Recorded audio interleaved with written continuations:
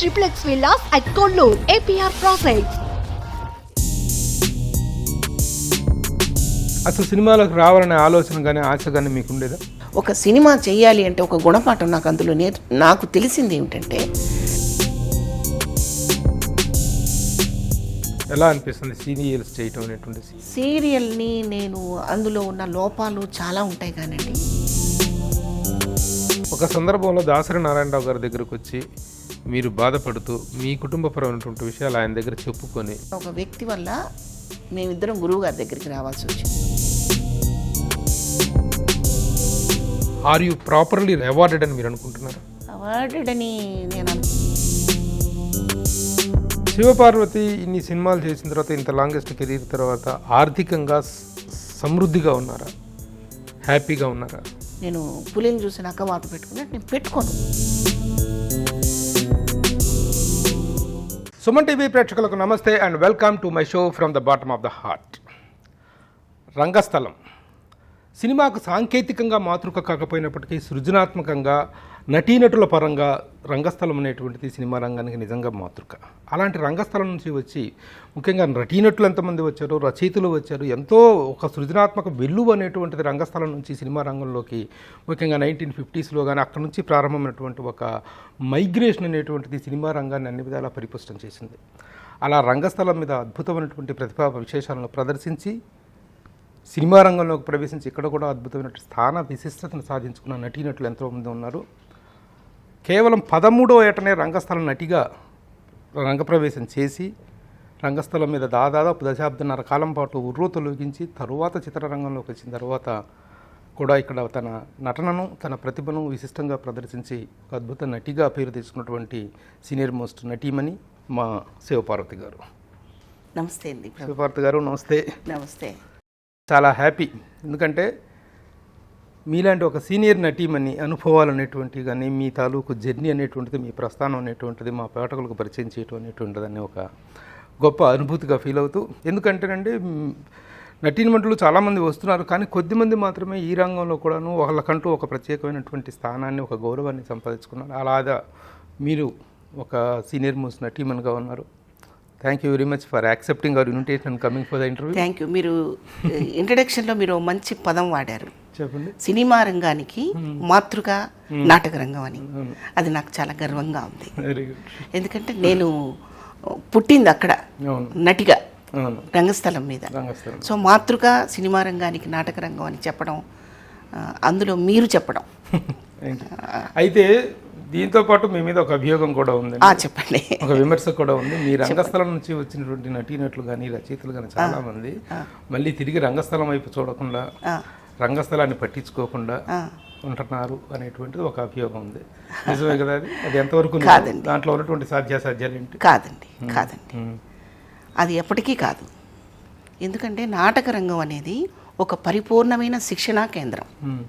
అక్కడ ఆర్టిస్టు పరిపూర్ణంగా తయారవుతాడు. Next step ఏంటి?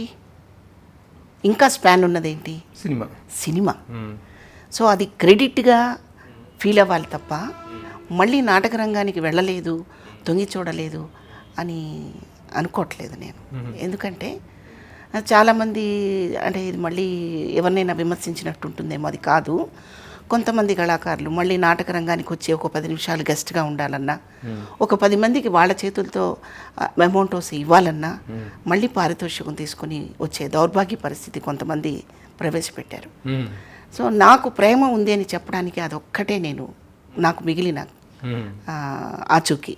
అదేంటంటే రంగస్థలం వాళ్ళు ఎప్పుడైనా పిలిచినా మీరు అక్కడ 1 గంట 2 గంటలో ఒక ఫోటో పార్టిసిపేట్ చేయాలి, ఈ నాటకంలో నటీనటులకు మీ చేతులతో బహుమతులు ఇవ్వాలి అన్నప్పుడు చక్కగా మా అమ్మగారింటికి వెళ్ళినట్టు, మా అమ్మ దగ్గరికి వెళ్ళినట్టు వెళ్ళానే తప్ప డబ్బు కోసం నేను ఎప్పుడూ వెళ్ళలేదని సగర్వంగా చెప్పగలను.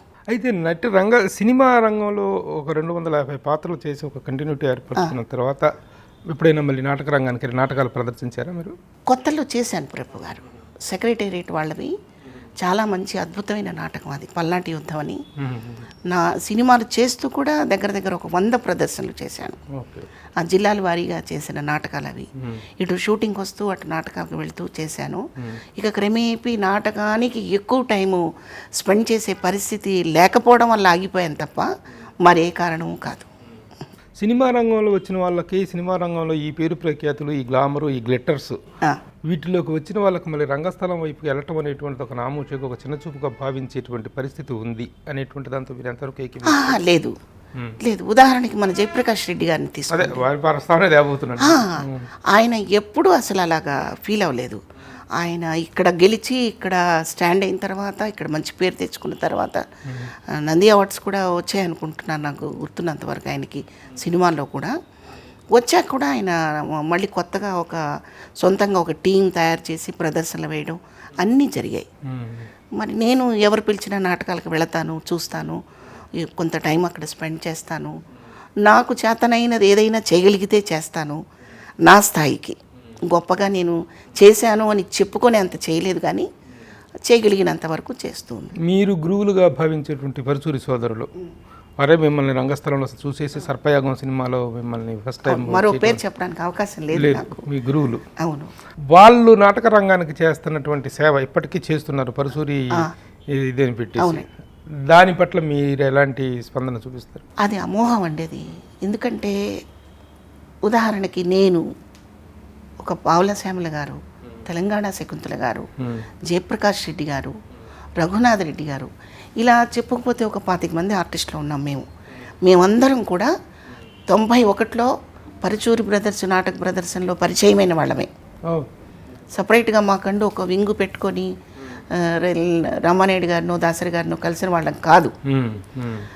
పరుచూరి బ్రదర్స్ అనే సంస్థ నుంచి ఒక సర్టిఫై చేయబడి, అంటే ఎలా వీళ్ళు మంచి ఆర్టిస్టులు, మనం సినిమాకి చక్కగా వినియోగించుకోవచ్చు అని బ్రదర్స్ ఇద్దరు మమ్మల్ని సర్టిఫై చేసిన తర్వాత ఆ ప్రదర్శన చూడటానికి ఆ టైంలో గురువు గారు దాసనారాయణరావు గారు, నాయుడు గారు, రాఘవేంద్రరావు గారు ఇటువంటి మహానుభావులను తీసుకొచ్చి స్టేజ్ ముందు ప్రేక్షకుల స్థానాల్లో కూర్చోబెట్టి నాటకం వేయిస్తే మాకేమీ అర్థమయ్యేది కదా. అసలు వీళ్ళ ముందు మేము నాటకం ఆడగలమా లేదని ఒక టెన్షన్ వచ్చేది.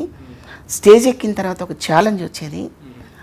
నాటకం వేసిన తర్వాత వాళ్ళు బ్లెస్ చేస్తుంటే చాలా ఆనందంగా అనిపించేది. అట్లా ఆ పరిషత్తు నుంచి సినిమాకి వస్తామని మేము ఎప్పుడూ ఎక్స్పెక్ట్ చేయలేదు. మరి ఆ రాచబాట వేసింది. అసలు సినిమాలకు రావాలనే ఆలోచన కానీ ఆశ కానీ మీకు ఉండేదా? ఉంది, తప్పకుండా ఉంది.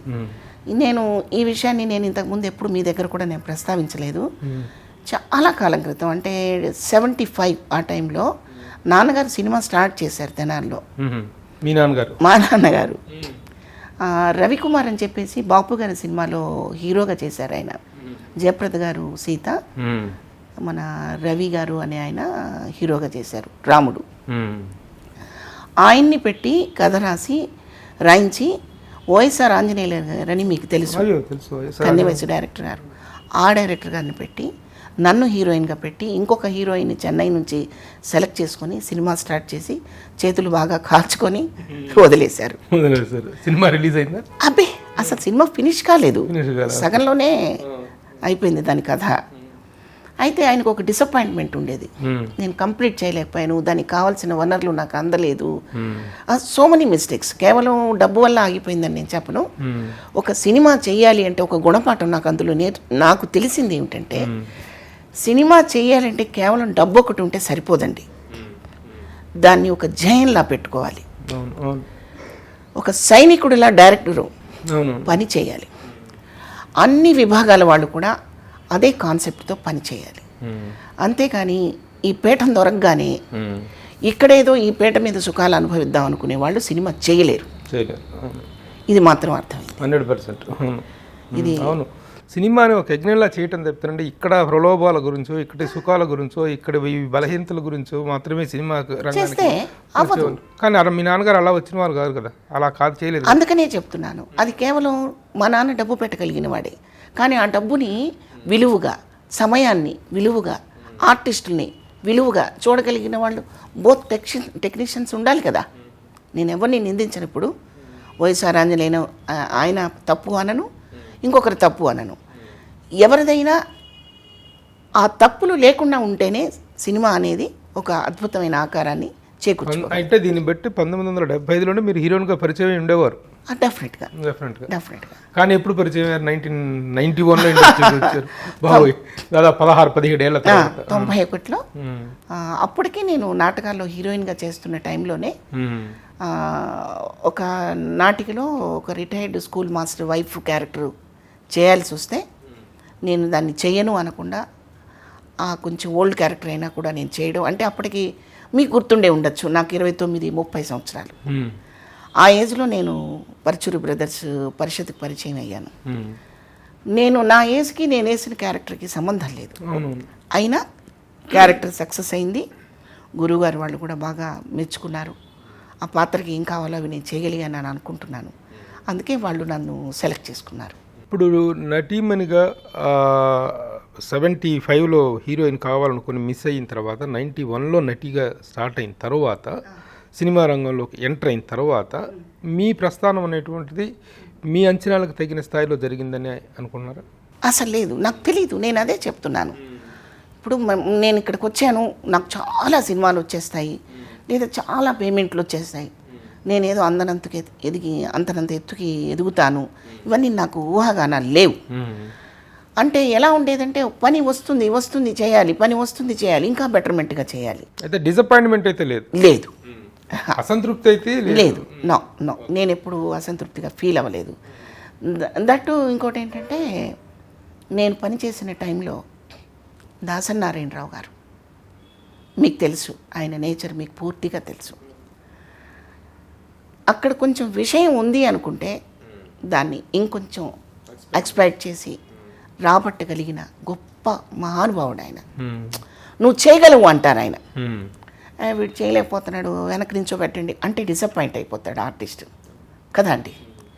కానీ నేను ఈ మాట ఎలా చెప్పగలుగుతున్నానంటే, రౌడీ దర్బార్ అని ఒక సినిమా చేశాను.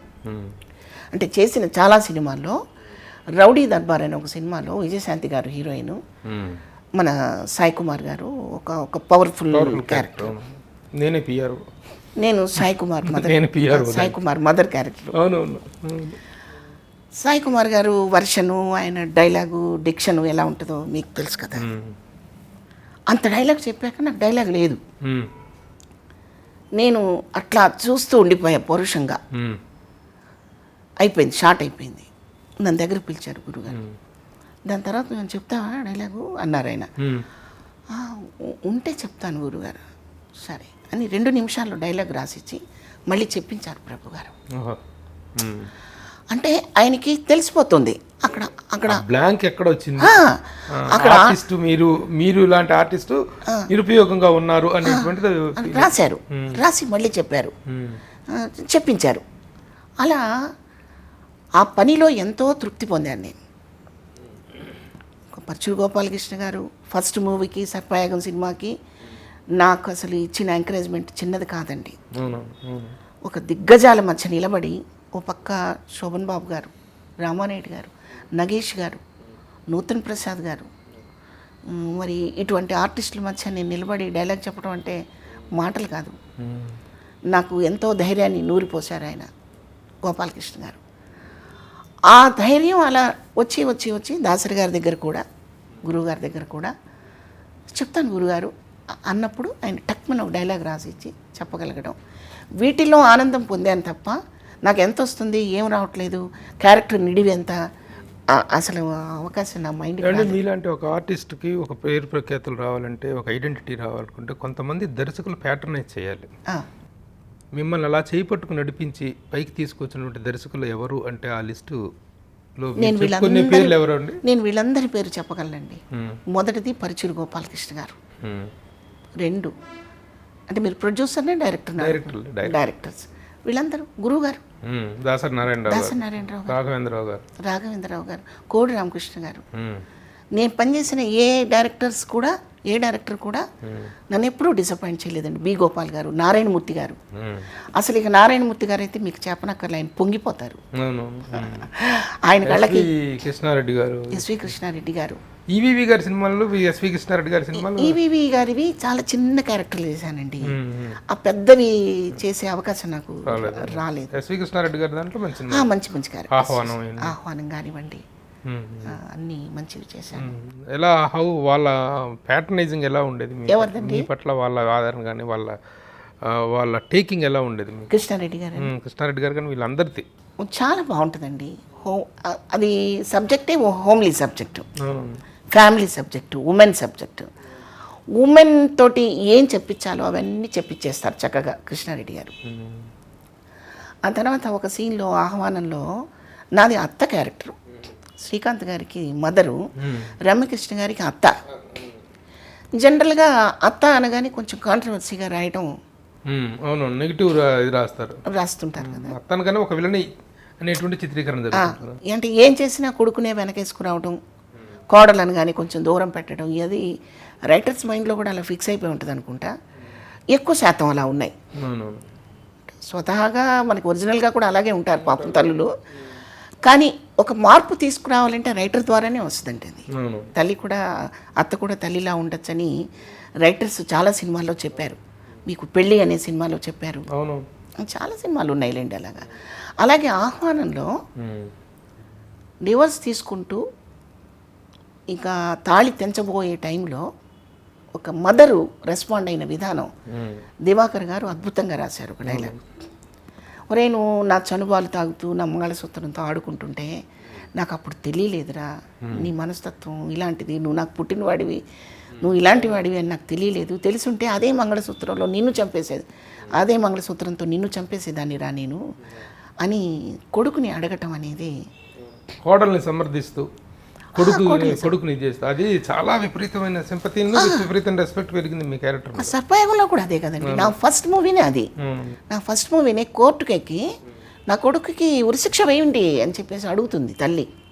ఏమంటే 250 సినిమాల్లో మీరు చేసిన గొప్ప పాత్ర ఏమిటి అని అడగటం కరెక్ట్ కాదు యాక్చువల్గా. కానీ కొన్ని చిరస్థరణీయంగా నిలిచిపోయే పాత్రలు అంటూ ఉంటాయి.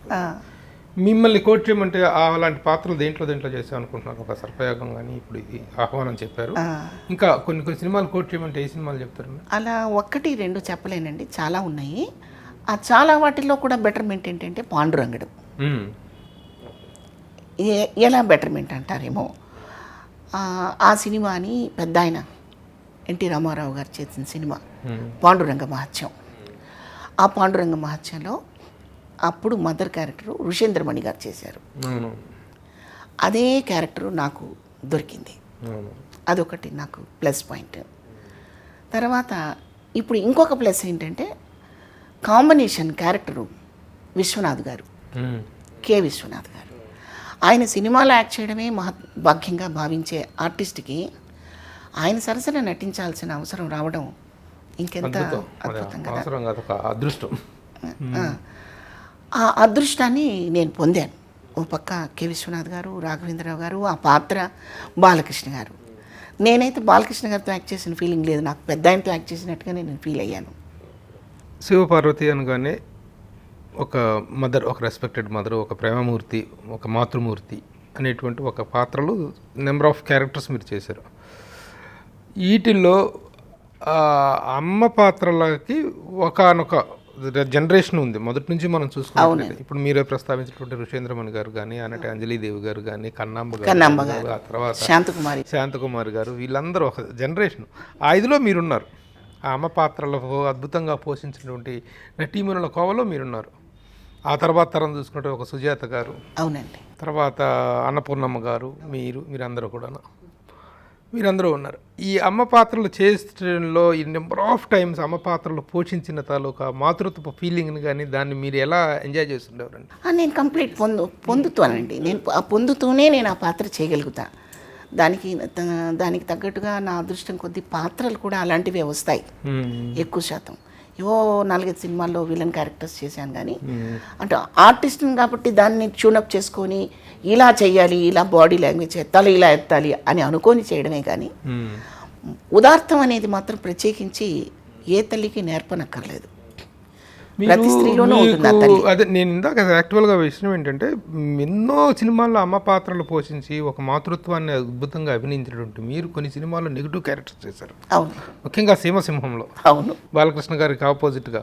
అంటే బాలకృష్ణ గారు అంటే ఒక ఫైర్ బర్న్ స్టార్కి ఎదురుగా ఛాలెంజ్ చేసేటువంటి ఒక క్యారెక్టర్. మిమ్మల్ని మీరు అనుకున్నారా అసలు నెగిటివ్ క్యారెక్టర్స్ చేయగలను, నెగిటివ్ క్యారెక్టర్స్లో నేను ఫిట్ అవుతాను అనేటువంటి ఫీలింగ్? కానీ అసలు అది ఎలా అనిపించింది, ఆ డిఫరెన్స్ ఎలా ఫీల్? అంటే నమ్మకం ఉంది నా మీద, నాకు నమ్మకం ఉంది. ఎందుకు నమ్మకం అంటే స్టేజ్ మీద ఒకటే టైప్ క్యారెక్టర్లు చేయలే నేను, ఆల్ ఎమోషన్స్ క్యారెక్టర్స్ చేశాను నేను. ఇంకా మాట్లాడితే ఒకే నాటకంలో 2-3 పాత్రలు యాక్ట్ చేయడం జరిగింది. ఉదాహరణకి పల్నాటి యుద్ధం నాటకంలో పేరిందేవి వెరీ సాఫ్ట్. అయ్యో మీరు యుద్ధానికి వెళ్తున్నారా, తిరిగి క్షేమంగా రాగలరా అని చెప్పగలిగేది పేరిందేవి అయితే, మాంచాల వెళ్ళిరండి మీరుగాక ఇంకెవరు గెలుస్తారు అని చెప్పగలిగేది మాంచాల. అలాగే ఒక అత్త అనుకోండి, యారగంట్, సాధించి రాసి రంపాన్ని పెట్టే అత్తగారి క్యారెక్టర్లు, అంటే అటువంటి ఎక్స్ప్రెషన్స్ ఉన్న క్యారెక్టర్లు ఆల్రెడీ నేను స్టేజ్ మీద చేయడం జరిగింది. మిమ్మల్ని ఎక్కువగా ఏ క్యారెక్టర్స్కి పిలిచేవాళ్ళండి నాటకానిక? కాదు, సినిమాలో సినిమాల్లో నెగిటివ్ క్యారెక్టర్స్కి పిలిచిన సందర్భం లేదు లేదు, చాలా రేర్గా చేసి ఉంటారు. ఒక 4 సినిమాలు చేశాను. ఒక సీమసింహం, ప్రాణం అనే సినిమాలో ఒక 4 సీన్లు క్యారెక్టర్ ఉంటుంది, అది విలన్. మీకు వ్యక్తిగతంగా ఏది ఇష్టం? నాకు ఉదాత్తమైన క్యారెక్టరే నాకు ఇష్టం. మీకున్న ఇమేజ్ అదే కాబట్టి ఆ టైప్ ఆఫ్ క్యారెక్టర్స్. మీరు 13 ఏళ్ల వయసులో రంగస్థలంలో మీ కెరీర్ స్టార్ట్ చేశారు. 13 నుంచి దాదాపు 30 ఏళ్ళ వరకు, అంతే కదండి? 29-30 ఏళ్ళ వరకు రంగస్థలంలో నటించారు. అంటే దాదాపు 17 ఏళ్ళు, 17 ఏళ్ళ పాటు ఇది చేశారు. అంటే మీరు మంచి యవ్వనంలో ఉండగా మీరు రంగస్థలంలో నటించారు. ఆ తర్వాత కూడాను ఒక మంచి ఏజ్లో ఉండగానే సినిమా రంగానికి వచ్చారు. రంగస్థలంలో స్త్రీల పట్ల ఉన్నటువంటి అభిప్రాయము, స్త్రీల పట్ల రంగస్థల వ్యక్తులు కానీ అక్కడ ఉన్నటువంటి వాతావరణం కానీ ఎలా ఉండేది, సినిమా రంగంలో ఎలా ఉండేది? ప్రభు గారు, టు బి ఫ్రాంక్గా చెప్పాలంటే ఈ భూమి మీద పుట్టిన ప్రతి మానవుడు చాలా సత్యసంధుడు, నీతిమంతుడు, చాలా 100% క్యారెక్టర్ ఉన్నవాడు అని చెప్పడానికి చాలా తక్కువ మంది ఉంటారు. ప్రభు గారు చాలా తక్కువ మంది ఉంటారు. ఉన్నట్టు నటిస్తారు, ఏది మంచి క్వాలిటీస్ ఉన్నట్టు కొంతవరకు. కొంతమంది నిజంగానే ఉంటారు. ఈ 3 తరహాలు ఎక్కడి నుంచి వస్తాయంటే కుటుంబ నేపథ్యాన్ని బట్టి, ఆ వ్యక్తి పెరుగుదలను బట్టి, ఆ వ్యక్తి మైండ్ని సాధన చేసుకునే దాన్ని బట్టి మంచివాడు చెడ్డవాడు ఉంటాడు. కానీ మొత్తానికి అందరిలోనూ చెడ్డవాడు ఉంటాడు. వాడిని కంట్రోల్ చేయగలిగేది మాత్రం వాడి పరిసరాలు, వాడి చుట్టూ, వాడి పక్కనే ఉన్న తల్లి తండ్రి, వాడితో అంటుకుపోయి ఉన్న సమాజము, వాడి ఫ్రెండ్స్, ఇవన్నీ కలిపి వాడిని ఒక మంచి వ్యక్తిగా ఒక గ్రిప్లో పెడతాయి. ఈ గ్రిప్లో పెట్టినప్పుడు వాడు అనుకుంటాడు నేను బాగుండాలి అని. అప్పుడు ఒరిజినల్గా కొంత బయటకు వస్తాడనమాట. అంటే నేనేం చెప్పదలుచుకున్నానంటే ఈ మంచి చెడు అనేది ఆనాటి నాటక రంగంలోనూ ఉంది, ఈనాటి సినిమా రంగంలోనూ ఉంది. నేను స్ట్రైట్గా అడగాలంటే కాస్టింగ్ కౌచ్ అనేటువంటి పదం ఈ మధ్య కాలంలో విపరీతంగా ఆ విమర్శ, ఆ గొడవ, ఆ కాంట్రవర్సీ అనేటువంటి విపరీతంగా వచ్చినట్టు నేపథ్యంలో కాస్టింగ్ కౌచ్ అనేటువంటి రంగస్థలంలోనూ ఉంది, ఎక్కడైనా ఉంటుంది, ఎక్కడైనా ఎప్పుడైనా ఉంటుంది. మా నాటక రంగం చాలా పర్ఫెక్ట్ అండి, ఇక్కడ ఏమీ ఉండవండి అని నేను అనకూడదు. ఎందుకంటారేమో ఆ రోజు పుట్టిన మనిషే ఈ రోజు వరకు ఉండే ఉన్నాడు. ఇప్పుడు నేను ఉన్నాను కదా, నాకు ఇప్పుడు 59, 60. అంటే నా 13 ఏట నుంచి నాటక రంగానికి వచ్చి ఆ జనరేషన్ని చూసి ఇక్కడికి వచ్చాను, ఇక్కడ మనుషుల్ని చూశాను. మరి అక్కడ చాలా మంచిగా ఉంది, ఇక్కడ చాలా చెడుగా ఉంది, ఇవేం లేవండి. మంచి చెడు అనేవి ఒక 100 సంవత్సరాల క్రితం కూడా ఉంటాయి. మీకు రావణాసురుడు ఎక్కడి నుంచి వచ్చాడు? ఇప్పుడు కొత్తగా వచ్చాడు 2020లో, లేదు కదండి. సో మన కథల్లోనూ, మన పురాణ కథల్లోనూ అటువంటి పాత్రలు ఎప్పుడూ ఉన్నాయి. ఎలా ఛేదించాలి, ఎంతవరకు వాడుకోవాలి, ఎలా వాడుకోవాలి అనేది తెలిస్తే ఎక్కడైనా రాణించవచ్చు, ఎక్కడైనా జయించవచ్చు. ఈ కాస్టింగ్ కౌచ్ అనేటువంటి దాన్ని వ్యక్తిగతంగా మీరు ఫేస్ చేసిన సందర్భాలు ఉన్నాయా? ఉంటాయి. ఉండకుండా ఉండవు. దాన్ని మనం పెద్ద బోర్డు పెట్టేసి దాన్ని ఇంకొంచెం ఇంకేదో ఎక్స్ప్లైట్ చేసి చూపించి అవసరమే ఉందండి. ఇప్పుడు ఒక పెద్ద అవకాశాన్ని నాకు చేజారిపోతుంది అనుకున్నప్పుడు, చేజారిపోతుందేమో అని భయం నాకు ఉన్నప్పుడు, నా టాలెంట్ మీద నాకు నమ్మకం లేనప్పుడు నువ్వు తప్పు చేసి అవతల వాడిని తప్పు అంటే నేను ఒప్పుకోను. ఫస్ట్ ఆఫ్ ఆల్ నా మీద నాకు కాన్ఫిడెన్స్ ఉండాలి. ఓ పెద్ద సినిమా మిస్ అయింది, పోనీ చిన్న సినిమా వస్తుంది, బతుకుతాం కదా, భూమి మీద ఉంటాం కదా, ఇవాళ కాకపోతే రేపు గుర్తిస్తారు కదా అన్న పేషెన్సీ నాకు లేనప్పుడు తొందరపాటులో చేసే తప్పుడు పనులవి. అంతే తప్ప అదే పని మీద, అదే వ్యాపారం మీద సినిమా ఇండస్ట్రీకి వచ్చి కోట్లు కోట్లు ఖర్చు పెట్టి ఇక్కడ ఒక బాహుబలి లాంటి సినిమాలు, లేకపోతే ఒక చారిత్రాత్మకమైన ఒక అన్నమయ్య, శ్రీరామదాసు, శ్రీరామరాజ్యం, ఇవన్నీ చేసేవాళ్ళు ఈ చిన్న పనికిమాలిన పని కోసం వస్తారని నేను అనుకోను. ఎవరు చేస్తారంటే ఆ పని, నేను సినిమా వాడిని నేను ఒక హ్యాట్ పెట్టుకొని, నేను సినిమా వాడిని నేను ఒక బోర్డు పెట్టుకొని అమాయకులని పాడు చేయడానికి అతి తెలివిగాళ్ళు ఎవరో వస్తారు. అది తీసుకొచ్చి ఓ పెద్ద పెద్ద సంస్థలకి పులిమితే నేను ఒప్పుకోను. అయితే అదేలేండి, మొత్తం ఇండస్ట్రీకి అట్రిబ్యూట్ చేయటం అనేటిది కరెక్ట్ నేను ఒప్పుకోను. అయితే పెద్ద సంస్థల్లో జరగలేదా, పెద్ద పెద్ద వాళ్ళు చేయటం లేదా అంటే అది వాళ్ళ స్వవిషయం అండి. నేనెవరిని మాట్లాడటానికి? నేను అవకాశం ఇచ్చినప్పుడు మీరు అలాగే అంటారు, నేనంటూ అవకాశం ఇస్తే మీరు కూడా బుద్ధిమంతులానే ఉంటారు.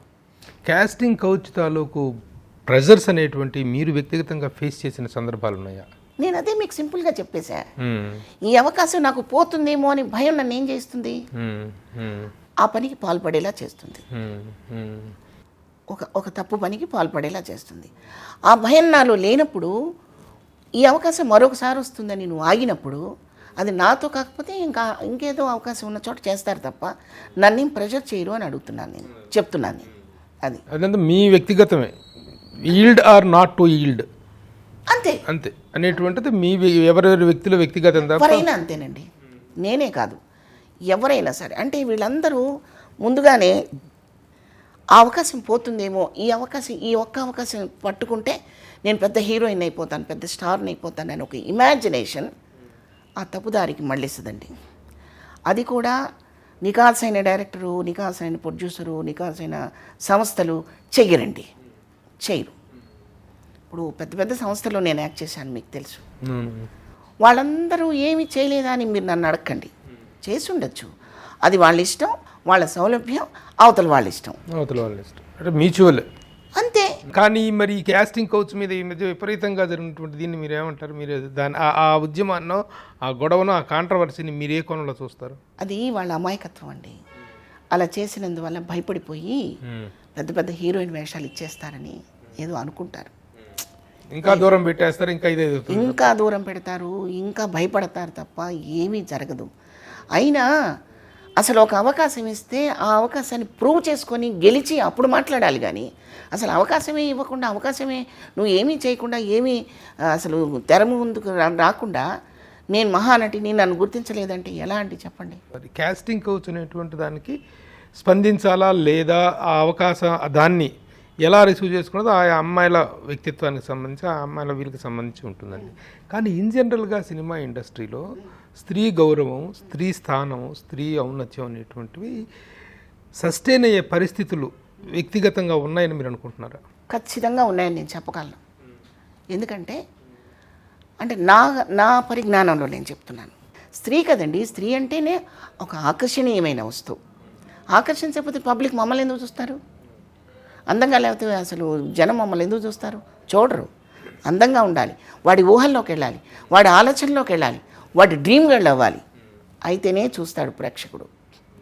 వాడి డ్రీమ్ గర్ల్ అవ్వడంలో తప్పు లేదు, అది డ్రీమ్ వర్కే ఉండాలి. అయితే ఇప్పుడు సినిమా ఇండస్ట్రీలో మహిళలు వాళ్ళ వ్యక్తిగతంగా వాళ్ళ ప్రవర్తన వల్ల, వాళ్ళు చేసే క్యారెక్టర్స్ వల్ల కూడాను వ్యక్తిత్వాన్ని కోల్పోతున్నారు అనేటువంటి అభిప్రాయం అయితే ఒకటి ఉంది. కొంతమంది హీరోయిన్లు విషయమే తీసుకుందాం. ఒకప్పుడు హీరోయిన్ అంటే ఒక ఉదాత్తమైన భావన, ఒక ఉదాత్తమైన పాత్ర చేస్తున్నటువంటి, ఈ పాత్ర చేస్తున్నాను కాబట్టి నేను ఇంకొక వ్యాంప్ క్యారెక్టర్ చేస్తే దీని తాలూకు ప్రభావం దాని మీద పడుతుందేమో. అవును, ఇంత మంచి పాత్రలు చేస్తున్నాను, ఇంత మదర్గా చేస్తున్నాను, అమ్మ పాత్రలు చేస్తున్నాను, లేకపోతే ఒక గొప్ప కథానాయక పాత్రలు చేస్తున్నాను, నేను తర్వాత ఇంకొక వ్యాంప్ క్యారెక్టర్ చేయకూడదు అనేటువంటి ఒక కన్సిడరేషన్, ఒక డిజైనింగ్ అనేటువంటిది ఉండేది. కానీ ఈ రోజున అసలు మామూలుగా ఇండస్ట్రీలో ఉన్నటువంటి జనరల్ ఒపీనియన్ ఏంటంటే పాత్రల కోసం ఎక్స్పోజ్ చేస్తేనే ఇది అనేటువంటి అభిప్రాయం ఉంది.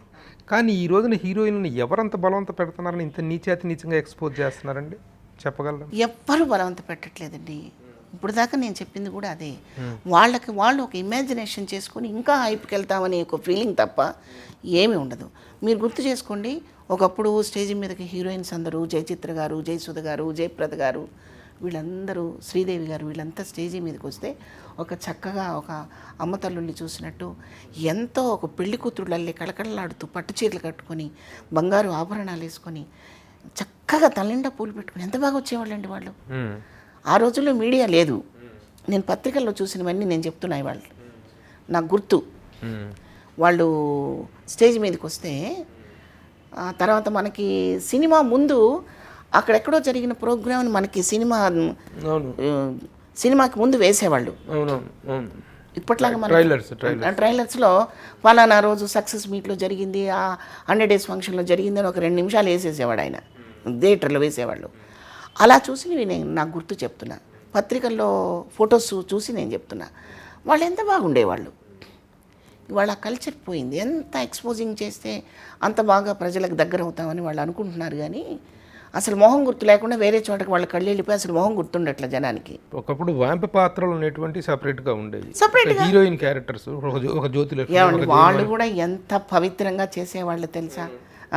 జ్యోతిలక్ష్మి గారు, జయమల్లి గారు, అనురాధ గారు ఇక్కడ వరకు ఫుల్ కోటు వేసుకొని సెట్లోకి వచ్చి నిజమైన కళాకారుడు.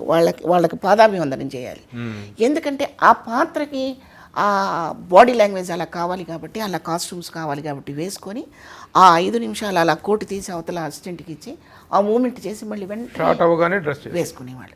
విడిగా వాళ్ళు ఎలా ఉండేవాళ్ళండి, ఎంత బాగుండేవాళ్ళండి. ఇంకొకటి ఏంటంటే ఈ రోజున ఒకప్పుడు వాళ్ళకంటూ ఒక ఉపాధి ఉండేది. ఒక వ్యాంప్ డ్యాంకర్ చేసినటువంటి ఒక జ్యోతిలక్ష్మి, ఒక జయమాలిని, ఒక సిల్క్ స్మిత, వాళ్ళకంటూ ఒక సపరేట్ ర్యాక్, ఒక సపరేట్ ప్లేస్మెంట్ అనేది ఉండేది. ఈ రోజున వాళ్ళకి వీళ్ళకి తేడా లేనటువంటి దౌర్భాగ్య స్థితికి తీసుకొచ్చుకున్నారు. ఆ మాటకు వస్తే మదర్స్ కూడా ఇప్పుడు అవకాశం లేదు. ఎందుకంటే మదర్లానే ఉండాల్సిన అవసరం లేదు. ప్రభు గారు మదరు నాలాగా చక్కగా ముడేసుకొని ఇంత బొట్టు పెట్టుకుంటే ఎన్ని పాత చింతకాయ పచ్చడిలాగా అనిపిస్తున్నాయి.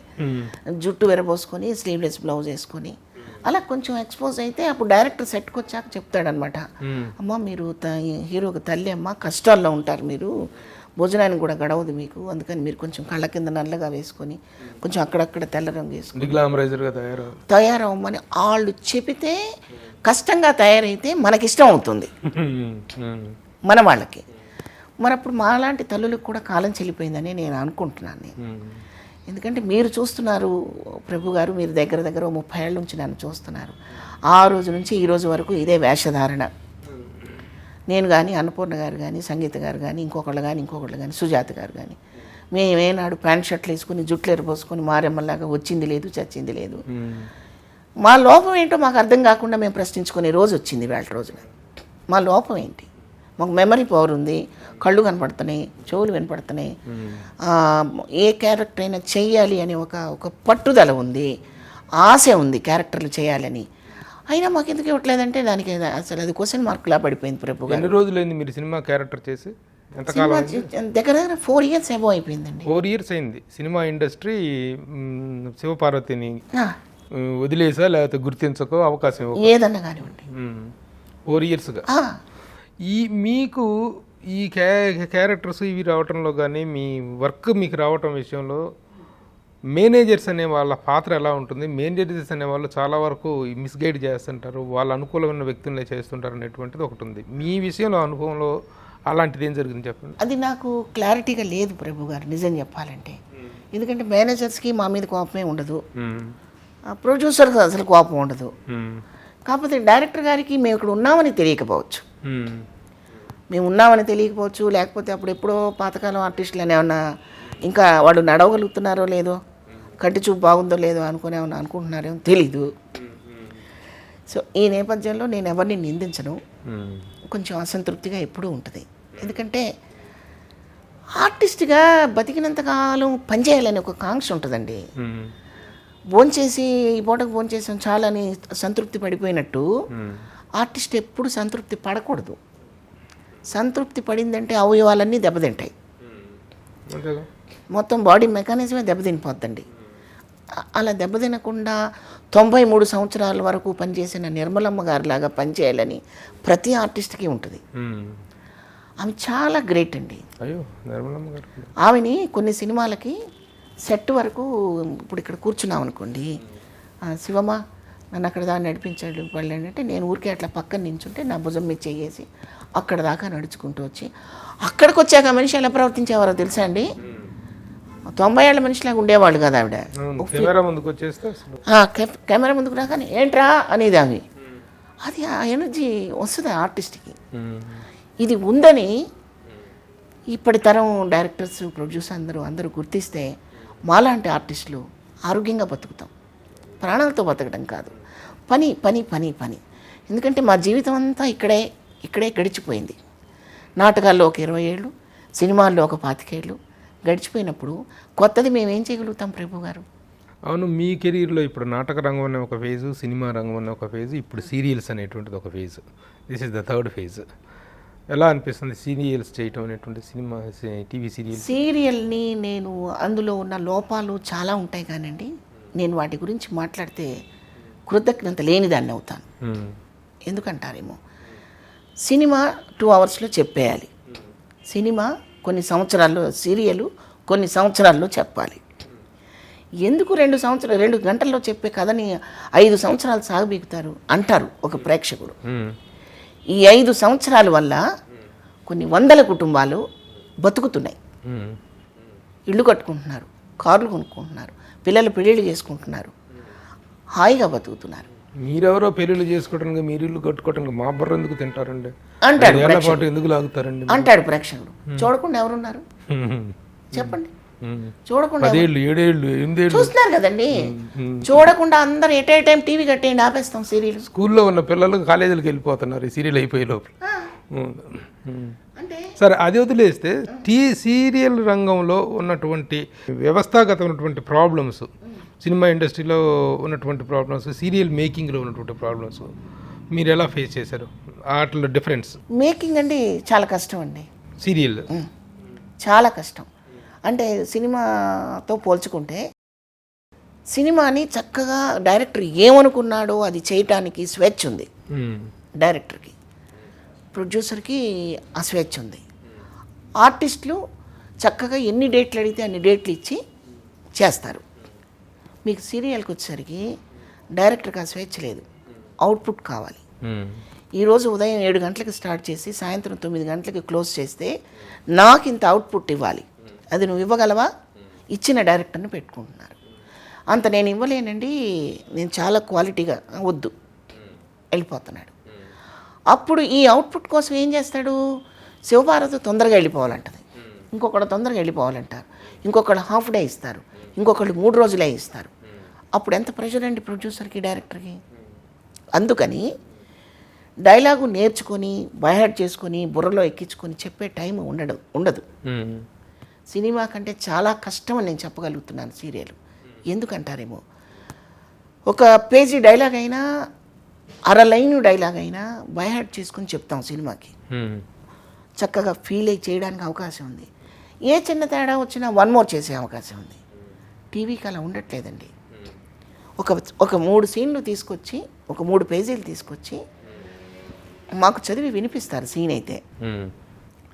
మీ తర్వాత ప్రభు గారు ఇలా మాట్లాడతారండి, దాని కౌంటర్ మీరు ఇలా ఇస్తారండి, మీరిద్దరు ఇలా మాట్లాడుకుంటున్నప్పుడు ఇంకొక అతను వస్తాడండి, ఇలా మాట్లాడతాడండి, సీన్ అంతా ఎక్స్ప్లెయిన్ చేస్తాడు. డైలాగ్ నేర్చుకొని కంఠస్థ అంత టైం ఉండదు. ప్రాంప్టింగ్ సెట్కి వెళ్ళిపోతాం. ప్రాంప్టింగ్ వింటూ అది నాకు వినపడనట్టు నటిస్తూ నేను ఒరిజినల్గా నాకై నేను చెప్తున్నట్టు మీకు చెప్పాలి. నేను ఈ చెప్పే టైంలో నాలాంటి ఆర్టిస్టులు ఏం చేస్తారంటే, అది అందకపోతే ముందు ఏదైనా యాడ్ చేసుకుంటాం, మధ్యలో ఏదైనా ఆగిపోతే దాన్ని కూడా ఫిల్ చేస్తాం, ఫినిషింగ్లో ఏమన్నా కావాలంటే అక్కడ కూడా యాడ్ చేస్తాం. ఇదే స్కిల్ వర్క్ అని నేను అనుకుంటున్నాను. మొత్తానికి కష్టం అండి. కానీ ఈ ఇండిసిప్లిన్ విషయాలు, సెట్కు లేటుగా రావటాలు, ప్రొడ్యూసర్ని ఏడిపించటాలు, ఇగోస్ ఇట్లాంటి విషయంలో అసలు సినిమా ఇండస్ట్రీకి ఏమాత్రం తీసిపోతాడు కదా టీవీ అది వాళ్ళ ప్రారంధం అండి. అది వాళ్ళ ప్రారంధం అని నేను చెప్పగలను కానీ నిజమే కదా ఇలాంటివి ఉన్నాయి. నిజమే. అది ప్రారంభం కాదు, ప్రారంధం. ఎందుకంటే అలా ఏ ఇండస్ట్రీలో ఎవరు ప్రవర్తించినా సరే అమ్మాయినా క్షమిస్తుందేమో కానీ కళామ తల్లి క్షమించదండి. వాళ్ళు ఇంటికి వెళ్ళిపోవాల్సిందే. కానీ చాలా దుర్మార్గాలు జరుగుతున్నాయి టీవీ ఇండస్ట్రీలో కూడా. ప్రొడ్యూసర్స్ డైరెక్టర్స్ని ఏడిపించడం కానీ, ఒక టైమింగ్ మెయింటైన్ చేయకపోవడం, ప్రతి ఒక్కరు ఒక స్టార్ లాగా ఫీల్ అయిపోవటం, ఒక్క సీరియల్ ఇదైపోగానే చాలా ఏదో ఇదైపోయినట్టుగా ఫీల్ అయిపోవటం, ఇలాంటి దౌర్భాగ్యాలు అక్కడ కూడా బాగా వచ్చు. ఉండడాన్ని నేను ఒకటే అంటాను, వాళ్ళ ప్రారంభం అంటాను దాన్ని, అంతే. సీనియర్ని గుర్తించకపోవడం, మన సెట్లో సీనియర్ ఆర్టిస్టులు ఉన్నారు, మనం ఒక నిమిషం ముందు వెళ్దామని అనుకోకపోవటం, వెయిటింగ్లో పెట్టాలని అన్నీ పెడుతుంటారు. అవన్నీ పట్టించుకుంటే నేను పని చేయలేను ప్రభు గారు. ఎందుకంటే మనకి కాంప్లెక్స్ వచ్చేస్తుంది. నేను వచ్చేసరికి అక్కడ ఆర్టిస్టులు ఉండరు, కూర్చేసుకొని కూర్చుంటాను, వాళ్ళు వచ్చేదాకా వెయిట్ చేస్తాను. ఏమవుతుంది మన కిరీటం ఇచ్చారు, అంతే. నా కిరీటం ఏం పడిపోదు. వాళ్ళు సంస్కారవంతులైతే ఒకసారి చూస్తారు, 2 సార్లు చూస్తారు, 3 సార్లు చూస్తారు, 4సారి మన బాటలోకి వస్తారు సంస్కారవంతులైతే. కానప్పుడు ఏమనుకుంటారంటే ఆవిడకి అవసరం వచ్చి ముందు కూర్చుంటుంది అనుకుంటారు. అనుకోనివ్వండి. ఇప్పుడు మీరు చేసిన సీరియల్స్లో మెయిన్ మీకు మంచి పేరు తీసుకొచ్చిన సీరియల్స్ ఏంటంటే మంగమ్మ గారి మనవడు ఒకటి, తర్వాత వదినమ్మ అని ఒక సీరియల్ చేసిన. వదినమ్మ చేశాను నేను. అందులో ఒక క్యారెక్టర్, ఒక ఇంపార్టెంట్ క్యారెక్టర్, మెయిన్ క్యారెక్టర్గా వచ్చేసరికి ఇప్పుడు అన్నపూర్ణ స్టూడియోస్ వాళ్ళది ఇంటి గుట్టు అనే ఒక సీరియల్ చేస్తున్నాను. బాగుంది, సీరియల్ బాగుంది, నా క్యారెక్టర్ బాగుంది. ఇప్పుడు ఈ సినిమాల్లో వచ్చినటువంటి 4 సంవత్సరాల గ్యాప్ ఏదైతే ఉందో దీన్ని ఈ టీవీ సీరియల్స్ అనేటువంటి ఫిలప్ చేయటం మీకు హ్యాపీగా ఉంది? ఈటీవీ చేశానండి, ఈటీవీ సీరియల్స్ చేశాను 2, జీ తెలుగు 3 సీరియల్స్ చేశాను. ఇప్పుడు రన్నింగ్లో ఉన్నది కూడా జీ తెలుగుదే. మా ఛానల్లో చేశాను బంగారు పంజరం. ఎక్కడ గ్యాప్ ఇవ్వకుండా టీవీ సీరియల్ అని పిలిస్తే చక్కగా వెళ్ళి నా పని నేను చేసుకొని వచ్చాను. రెమ్యునరేషన్ వైజ్ ఎలా ఉంటుంది సినిమా ఇండస్ట్రీలో ఇచ్చే రెమ్యునరేషన్స్? ఏమీ తక్కువ లేదు ప్రభు గారు. టీవీ సీరియల్ ఇది ఎంత శక్తి ఏం చెప్పాల్సిన అవసరం ఏం లేదు. తక్కువ చేసి ఇవ్వడం అనేది ఏమీ లేదు. కాకపోతే బడ్జెట్ అనేది డెఫినెట్గా సినిమాకి సీరియల్కి చాలా డిఫరెన్స్ ఉంటుంది. దాన్ని బట్టి మా దగ్గర ఏదైనా కొంచెం తగ్గండి అని అడుగుతారు, అంతే తప్ప మరి చెప్పుకోలేని పేమెంట్లు, తీసుకోలేని పేమెంట్లు, చాలా తక్కువకి పనిచేసేస్తాను అన్న ఫీలింగ్ నాకైతే లేదు. అయితే ఈ మధ్య వచ్చే కొంతమంది రిటైర్డ్ హీరోయిన్స్ కూడా సీరియల్స్కి వచ్చి లకారాల్లో తీసేసుకొని సీరియల్స్ చేస్తున్నారు. దానివల్ల ప్రొడ్యూసర్ నష్టపోతాడు. అది కరెక్ట్ కాదు. మీకు గౌరవప్రదమైన రెమ్యునరేషన్ అందుతుందని మీరు అనుకుంటున్నారు? బాగానే ఉందండి. ఏదో మీరు అడుగుతున్నారు కాబట్టి ఛానల్లో నేను ఇప్పుడు సీరియల్ చేస్తున్నానని కాబట్టి కాదండి. పొరపాటును కూడా నేను అలా అనుకుంటే అది అన్యాయం అండి. ఎందుకంటే ఈ 4 ఏళ్లలో నేను సినిమా చేయటం లేదు, వర్క్ చేయటం లేదు అన్న ఫీలింగ్ నన్ను చాలా తొలిచేసేది. పని చేయకపోతే పని, గుర్తింపు, లాభం, ఒక పక్కన పని ఉంది, నాకు అంటే ఒక ఐడెంటిఫికేషన్ ఉంది, నాకు మంచి రెమ్యునరేషన్ ఉంది. మంచి అంటే దీనికి ఒక లిమిట్స్ లేవు ప్రభు గారు. ఇప్పుడు పర్ డే నాకు 50,000 కావాలి, 1,00,000 అంటే ఇవ్వలేరు. మీరు మీ సంతృప్తిని ఎక్కువగా దేంతో కొలుసుకుంటారు? క్యారెక్టర్ తోట, డబ్బుతోట? ప్రథమంగా పాత్రతో. రెమ్యునరేషన్ అనేది సెకండరీ మ్యాటర్. ఎందుకంటే నా సినిమాలన్నీ అలాగే జరిగాయి. రెమ్యునరేషన్ ఎంత ఇస్తారు అని అడగకుండా చేసిన సినిమాలు చాలా ఉన్నాయి. వాళ్ళు ఎంత ఇస్తే అంత తీసుకుని సంతృప్తిగా ఉన్న సినిమాలు చాలా ఉన్నాయి. ఇప్పటికీ చెక్కులు బీరువాలో చాలా ఉన్నాయి. చెక్కులు ఉన్నాయి. ఎందుకంటే ఏ ప్రొడ్యూసర్కి మమ్మల్ని ఇబ్బంది పెట్టాలని అనిపించదు. ఒక ఆర్టిస్ట్గా అటు సినిమా రంగంలో కానీ, నాటక రంగంలో, సినిమా రంగంలో, టీవీ రంగంలో, ప్రతి రంగంలో కూడా కాంపిటీషన్ అనేటువంటిది చాలా ఇదిగా ఉంటుంది. ఏ క్యారెక్టర్ హీరోయిన్లతో కాంపిటీషన్ ఉంటుంది, క్యారెక్టర్స్తో. మీరు కాంపిటీటర్గా ఫీల్ అయిన యాక్టర్ ఎవరైనా ఉన్నారా నటీమని? కాంపిటీషన్గా నేను అంటే అది ఎలా చెప్పాలి, ఇప్పుడు నాకైతే ఇప్పటివరకు అలాంటి సందర్భం ఎదురవ్వలేదండి. ఇప్పుడు అమ్మ పాత్రలు వేస్తున్న వాళ్ళు ఇంకా చాలా మంది ఉన్నారు. ఒక అన్నపూర్ణమ్మ గారు ఉన్నారు, ఎవరి వాళ్ళకే వస్తూ ఉన్నాయి. ఇప్పుడు అన్నపూర్ణ గారి పాత్రలు ఆవిని దాటుకొని నాకు రావటం, లేకపోతే నావి దాటుకొని ఆవిడికి వెళ్తాయి. ఎందుకంటే ఒకే సినిమాలో అన్నపూర్ణ గారు, సుజాత గారు, సంగీత గారు, వెన్నెరాడ నిర్మల గారు, ఎంతమంది ఒకటే సినిమాలో చేసాం, సీమసింహంలో. డిఫరెంట్గా ఉన్నాయి ఆ పాత్రలు. ఒకటి విలను, ఒకటి సాఫ్ట్, ఒకటి సాధారణం, ఒకటి కష్టాల తల్లి, రకరకాలు ఉన్నాయి అందులో. ఇలా విభజించబడ్డాయి క్యారెక్టర్లు. ఓకే, కాంపిటీషన్ ప్రెజర్ మీ పాత్రలు మీకు వచ్చినాయి, మీరు హ్యాపీగా చేసుకుంటూ వెళ్ళేసారు. నాకు గుర్తున్నంత వరకు ఏం లేవు. ఓకే. అయితే ఇప్పుడు టీవీ సీరియల్కి వచ్చేసరికి కాంపిటీషన్ అనేది కొంచెం రావచ్చు. ఎందుకంటే ఇప్పుడు టీవీల్లో కూడా పరభాష తల్లులు, పరభాష ఫాదర్లు ఎంటర్ అవుతున్నారు. అలాంటప్పుడు అది కాంపిటీషన్గా అనుకోవాలో ఏమనుకోవాలో నాకైతే తెలియదు. ఇంకా దాని గురించి నేను భయపడదలుచుకోలేదు. ఎందుకంటే మనం చేయగలిగిందే చేస్తాం తప్పితే చేయలేనిది ఏం చేస్తాం ప్రభు గారు? అవును, చెప్పండి. ఇప్పుడు క్యారెక్టర్ పర్మిట్ చేయకుండా నేను స్లీవ్లెస్ బ్లౌజ్ వేసుకోను, క్యారెక్టర్ పర్మిట్ చేయకుండా ఇంకేదో చేయలేను. క్యారెక్టర్కి ఇదే కావాలని నా మైండ్ కొడుతున్నప్పుడు బుట్టలో లాకులు పెట్టుకొని బామ్మ క్యారెక్టర్లు చేయలేను. ఇప్పుడు మీరు అమ్మమ్మ మీరు టీవీ చేస్తున్న ఏదైనా పాత్రలో అమ్మ పాత్రలో వయసు అనుకుంటున్నారా మీది? ఇదే అంటే సీరియల్ ఇప్పుడు మదర్ క్యారెక్టర్స్ అనేటువంటి యంగ్ మదర్స్ వస్తున్నారు, యంగ్ హీరోలు వస్తున్నారు. ఆ పాత్రలో మీది ఇప్పుడు ఏ స్లాట్లో ఉన్నారు మీరు అనుకుంటున్నారు? నేను అన్నీ చేస్తున్నానుగా. నేను సీరియల్కి వచ్చేసరికి అమ్మ చేశాను, నానమ్మ చేశాను. ఇప్పుడు సినిమాకైనా నేను నానమ్మ చేయడానికి నేను ఎప్పుడూ ఆంక్షలు పెట్టుకోలేదండి. ఎక్సలెంట్ క్యారెక్టర్లు ఉంటాయండి నానమ్మలో. నానమ్మ అనగానే ఏదో మనం ఇంకా వెనక్కి వెళ్ళిపోయామనే ఫీలింగ్ నాకైతే లేదు ప్రభు గారు. సరే, మీకు ఎంతమంది కొడుకులు? సినిమా కొడుకులు చాలామంది ఉన్నారండి.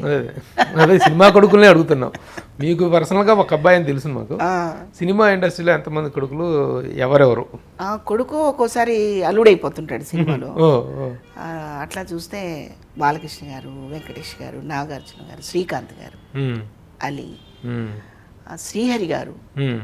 అవును, శ్రీహరి గారితో చేశారు. శ్రీహరి గారు సినిమాకే కాదు, ఒరిజినల్గా కూడా నాకు కొడుకే.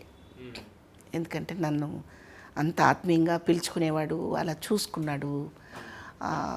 నేను ఎప్పుడు మర్చిపోను. అది చిన్న చిన్న ఇన్సిడెంట్సే కావచ్చు కానీ ఎప్పుడు మర్చిపోను. శ్రీహరి యాక్టర్గా ఇది ఎంత పాపులరో, బయట ఒక వ్యక్తిగా అందరికి ఒక అండగా నిలవటంలో అండి. అవునండి. పర్సనల్గా మీరు చెప్తున్నారు ఎంత లాస్ అని. శ్రీహరి లాస్ అనేటువంటిది నాకెంత పర్సనల్ లాస్ అనేటువంటిది నాకు తెలుసు. ఎందుకంటే శ్రీహరికి ఫస్ట్ బొట్టు పెట్టి డైలాగ్ చెప్పిన అసిస్టెంట్ డైరెక్టర్ నేను.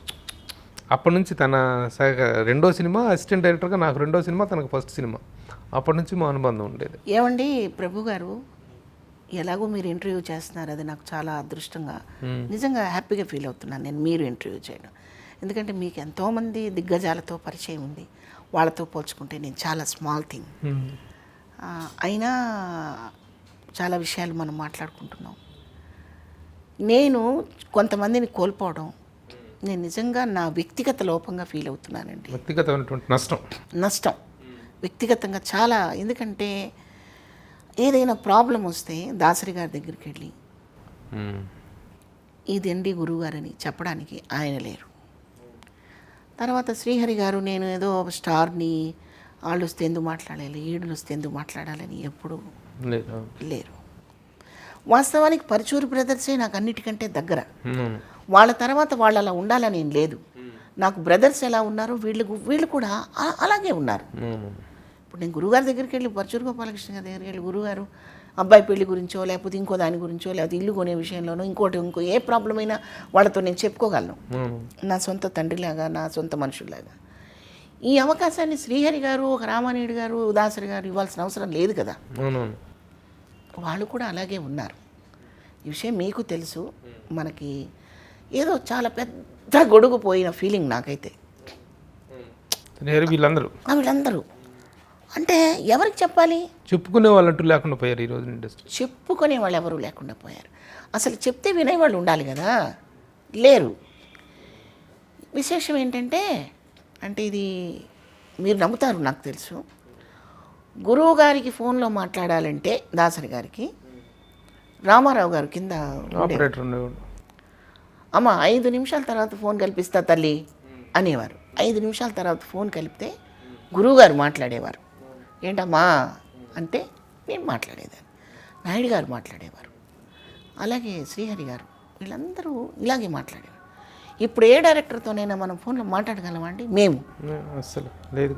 ఈ గ్యాప్ మనసులో ఉన్న మాటని షేర్ చేసుకోవడానికి అవకాశం లేకుండా పోయింది. అప్పుడు ఒంటరి అయిపోతాం కదండి, అంతే కదా. ఇప్పుడు ఒక టీవీ సీరియల్కి వెళ్ళి కూర్చుంటే మన మన మన వేదన వ్యక్తం చేసుకోవడానికి మనకు సరిగా ఉండరు మనుషులు, వాళ్ళకి తెలియదు కదా. ఏమైనా చెప్పినా మనం ఏదో ఎక్సెస్ మాట్లాడుతున్నాం. నిజంగా ఇండస్ట్రీలో చెప్పుకునేటువంటి అవకాశం లేని పరిస్థితులే ఉన్నాయండి. నిజంగా ఎవరంటే పెద్ద నిర్మాతలు నాయుడు గారు, సరే గురువు గారు ఎట్లాగా ఆయన అందరికీ ఇది, ముఖ్యంగా శ్రీహరి అండి. శ్రీహరి పోయిన తర్వాత ఒక స్లాట్లో ఉన్నటువంటి చాలామంది ఆ వ్యాక్యూమ్ ఫీల్ అవుతున్నారు. నేను ఫస్ట్లో హైదరాబాద్ వచ్చిన కొత్తలో సంజీవ్ రెడ్డి నగర్లో ఉన్నప్పుడు రెగ్యులర్గా అక్కడ ఒక ఫ్రెండ్ ఉన్నారు శ్రీహరి గారికి, అక్కడికి వచ్చేవారు తను. నేను నడుచుకుంటూ వెళ్తుంటే అమ్మ ఈ టైంలో 11 అయిపోయింది ఆ రోజు, ఈ టైంలో ఇట్లా నడుస్తావమ్మా నువ్వు, ఇది మంచి ఏరియా కాదు, కరెక్ట్ కాదని ఇంటికి వచ్చి వదిలిపెట్టి వెళ్ళేవాడండి. ఇంకా ఆ తర్వాత శ్రీరాములయ్య సినిమా చేసాం పరిటాల రవి గారిది. ఆ శ్రీరాములయ్య సినిమా చేసినప్పుడు అనంతపురంలో ఇద్దరం ఒకే వెహికల్లో వెళ్ళేవాళ్ళం, మళ్ళీ తిరిగి వచ్చేటప్పుడు కూడా ఇద్దరం ఒకే వెహికల్లో వచ్చేవాళ్ళం. నన్ను రూమ్లోకి పంపించి ఇది తీవాక తలుపు అని చెప్పి వెళ్ళిపోతుండేవాడు. ఆ తర్వాత ఇంటికి ఎప్పుడు వెళ్ళినా శాంతి అమ్మొచ్చిందే అన్న పిలుపు నా చెవుల్లో ఎప్పుడు వినపడుతుంటుంది ప్రభు గారు. అట్లా మనకి ఆ ఎఫెక్షన్ పంచే వాళ్ళు లేరు కదా, ఇవన్నీ లోపాలు. మెయిన్గా మీ కరోనా టైంలో మీది ఒక పునర్జన్మనే అనుకోవాలి. అవును. ఆ టైంలో జరిగినటువంటి ఏంటి, మీరు ఎదుర్కొన్నటువంటి సమస్యలు ఏంటి, దాని తాలూకు ఏంటి, ఎలాంటి ఇబ్బందులు పడ్డాను మీరు? హాస్పిటల్లోనండి అది చెప్పుకోకూడదండి, అది ఎందుకంటే ఒక మనిషి బలహీనతల్ని భయాన్ని బాగా క్యాష్ చేసుకున్నాయి హాస్పిటల్స్. ఏదో ఫలానా హాస్పిటల్ అని నేను చెప్పను, చాలా హాస్పిటల్స్. అప్పుడు కరెక్ట్గా ట్రీట్మెంట్ డాక్టర్స్ కూడా తెలియదు, ఈ పర్టికులర్గా ఈ జబ్బుకి మందు వేయాలి అనేది డాక్టర్స్ కూడా నిర్ణయించుకోలేని పరిస్థితి ఆ రోజుల్లో. ఇప్పుడు జనానికి కూడా డోలో 650 వేసుకోవాలి, జ్వరానికి పారాసెటమాల్ వేసుకోవాలి, వేడి నీళ్ళు తాగాలి, నిల్వ వస్తువులు తినకూడదు, ఇవన్నీ బాగా కాన్షియస్ అయ్యారు జనం. వీటితో పాటు మనుషుల్లో ఒక చిన్న మానవత్వం కూడా ఉంటే ప్రకృతి అనేది మాత్రం, అది ప్రకృతి అంటే దేవుడు, దేవుడు అంటే ప్రకృతి, ఇది మనల్ని కాపాడుతుంది. మనుషుల్లో మోరల్స్ లేవు. నేను అతనికి చెప్పింది కూడా అదే, నువ్వు తీసుకొచ్చి నాకు ఒక కట్టె నాకు బ్యాగులో పెట్టు అని నేను చెప్పలా. అరే మీరందరూ నా వాళ్ళు అనుకునే కదా, ఇప్పుడు నేను ఇక్కడికి ఒక్కదాన్ని వచ్చాను ప్రభు గారు, నేను ఏమైనా వెనక ఒక సైన్యాన్ని తీసుకొచ్చాను లేదు కదా. మనవాళ్ళు అనే ఫీలింగ్తో వచ్చినప్పుడు, మనవాళ్ళు అనే ఫీలింగ్ మీరు పోగొట్టినప్పుడు నాకు బాధ వేస్తుంది, భయం వేస్తుంది. అదే చెప్పాను నేను, అంతకుమించి ఇంకేలే. అది అది వాళ్ళ ఇష్టం, మనకేం సంబంధం లేదు. వ్యక్తిగతంగా మీ కుటుంబపరమైనటువంటి విషయాలకు వస్తే ఎలా ఉన్నారు మీరు, మీ హస్బెండ్? ఆ మధ్యతో చిన్న కాంట్రవర్సీలు, గొడవలు జరిగినటువంటి విషయం నా దృష్టికి వచ్చింది. ఎందుకంటే మీరు ఒక సందర్భంలో దాసరి నారాయణరావు గారి దగ్గరకు వచ్చి మీరు బాధపడుతూ మీ కుటుంబపరమైనటువంటి విషయాలు ఆయన దగ్గర చెప్పుకొని బాధపడ్డాను. నేను పక్కనే ఉన్నాను, దాసరి గారితో ఉన్నాను. తర్వాత నేను కూడా కొంత ఆ విషయాల్లో మాట్లాడాను. ఏం జరిగింది, ఏం జరుగుతుంది, ఇప్పుడు ఎలా ఉంది అంటే ఇది అనాదిగా వస్తున్నదండి. ఆర్టిస్ట్ అనగానే ఆర్టిస్ట్కి సంబంధించిన భర్తకి సంబంధించిన ఫ్యామిలీ ఉంటారు చూసారా, వాళ్ళకి ఆర్టిస్ట్ విలువ తెలియదు.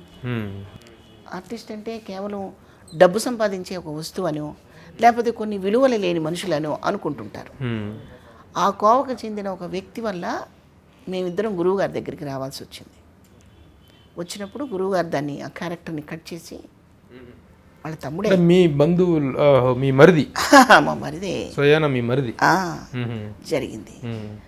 ఇప్పుడు జనరల్గా ఏమనిపిస్తుంది అంటే ఆర్టిస్ట్ అంటే అది వివాహ వ్యవస్థకి దూరమని, అసలు వాళ్ళు పెళ్ళిళ్ళకి అనర్హులని, ఆర్టిస్టులు అంటే ఏదో అర్హత లేని వాళ్ళని, మనకి పాత రోజుల్లో అలాగే ఉండేది కదా ప్రభు గారు, మీకు తెలుసు కదా. నాటకాలు వేసే టైంలో కూడా వాళ్ళ సైకాలజీ ఎలా ఉండేదో నాకు తెలుసు. నాటకం వేసే అమ్మాయి అరే వాళ్ళు నాటకాలు ఎవడు రావాడు అంటుండేవాడు, మీకు తెలీదా?